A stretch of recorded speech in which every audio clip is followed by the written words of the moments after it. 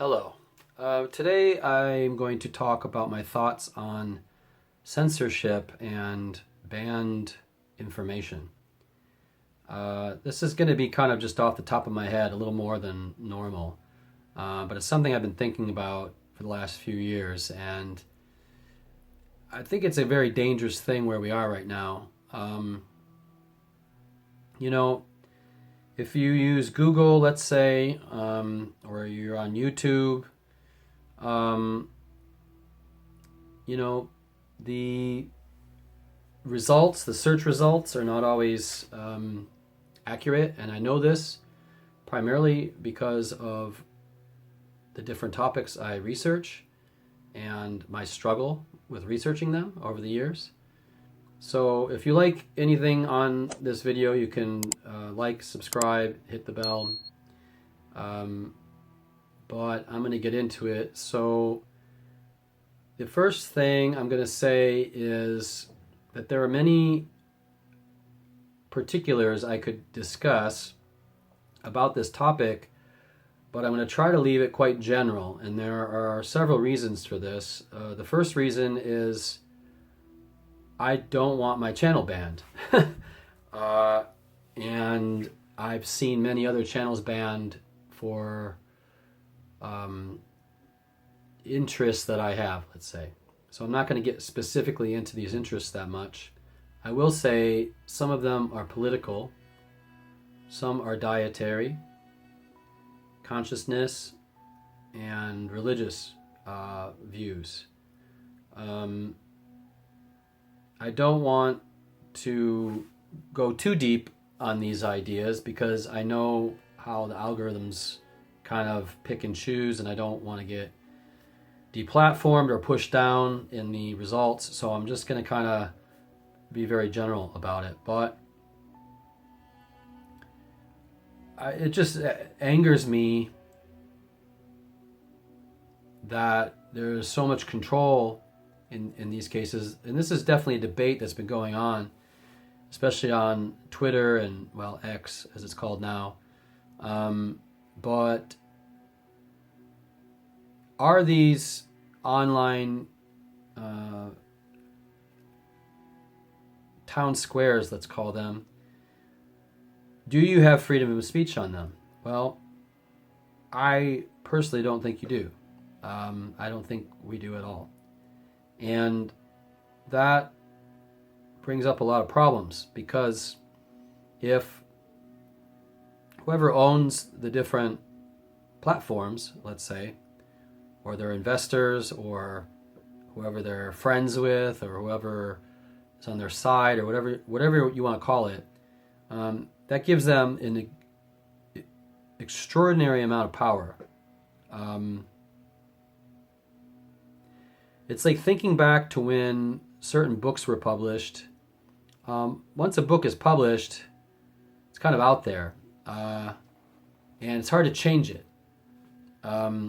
Because once they put out the first run, there's thousands of books out there.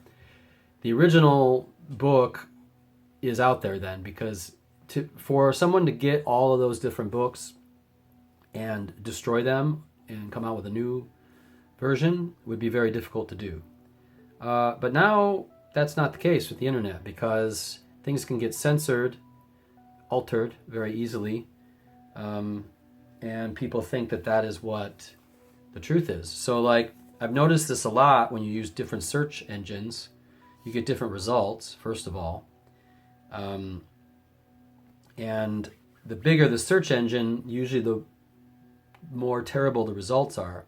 When I say terrible, I mean they're more skewed a certain way. And, I've noticed this a lot with things with my diet. And, the information that's being distributed to people, I think, is very false. Now, I'm not going to get into particulars of how that is false, but if you want to go deeper, you should start looking more, because there's actually a lot out there that is not true about diet, about eating meat, about eating vegetables, about all the different factors. very, very misleading. And I could say that also about the realm that we live in. What I mean by that is our kind of reality.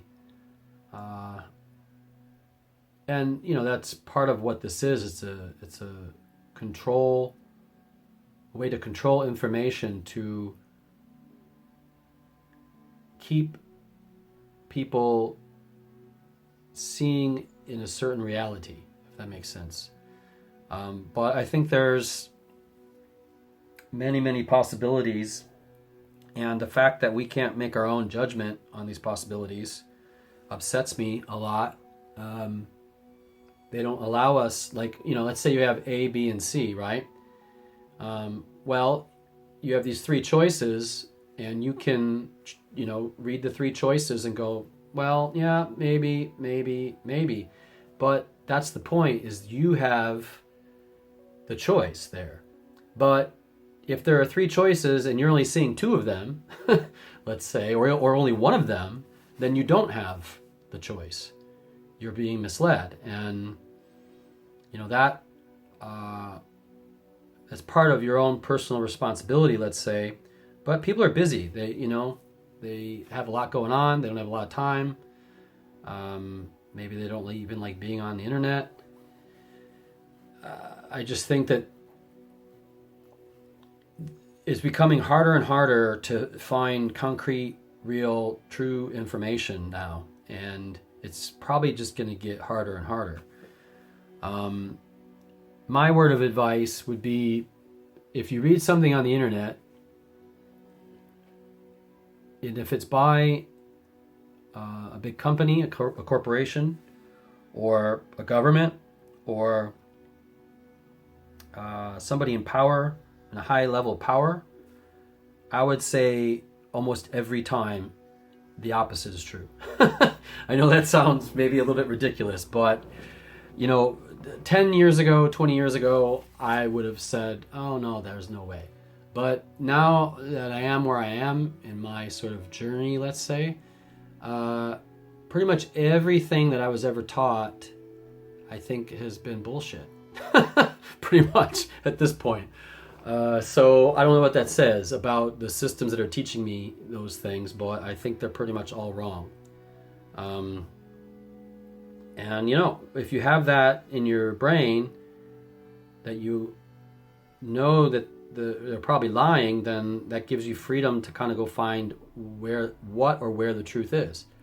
So I think the big problem is when people get wrapped up in the media and the kind of propaganda in the media, and they just, when so many people are doing that same thing, the status quo, or the groupthink that happens, is just so hard to go against. In a way, I'm lucky being in Korea because I'm an outsider in this culture, so I don't absolutely have to participate in it. When I was back home a few years ago, it was very difficult to be there because all the things that I learned out here, by being kind of detached from that world, a lot of the people that I know are still in that world, so they just don't see it, and they don't take the time to look. And I've even tried to mention it to some people, but you can't lead a horse to water, I guess is the saying. So there's not a lot you can do. People will find it if they want to. But even in the case of religion, I've been reading a lot about the Nag Hammadi codices, and the church doesn't want these things out there because they contradict a lot of what has been dogma all these years. A lot of them are written by Gnostics, and if you know anything about the Gnostics, most of them were persecuted and kind of eliminated over the centuries. So maybe if you look at the people that are kind of being eliminated, maybe they're the ones that are closest to the truth, let's say. I don't know. But yeah, I guess my point of this video is to try to get people to wake up to the fact that most of what you're reading on the internet is not the reality of it. So you got to go deep down. And, you know, if you search something and you're on the first page, it's probably not going to be right, you know, and you have to search things different ways, you know, like you have to add certain words to your search queries to get to the right place. And that's, you know, that could take a 5-hour video if I was to explain all that. I'm not going to, but I guess my point is just, you know, try to be more careful when you're searching the internet. Because if you're presented only with one choice and not 3 choices, you don't have the full picture. So that's all. If you have anything to say about that, or how you feel about this kind of censorship that's going on, you can comment in the comments. Or if you think I'm full of shit or whatever, you can also comment that way if you want to. I will hopefully read all the comments and respond accordingly. But yeah, that's about all I got today. If you want to like and subscribe, I would appreciate that. And that's it. Take care. Bye-bye.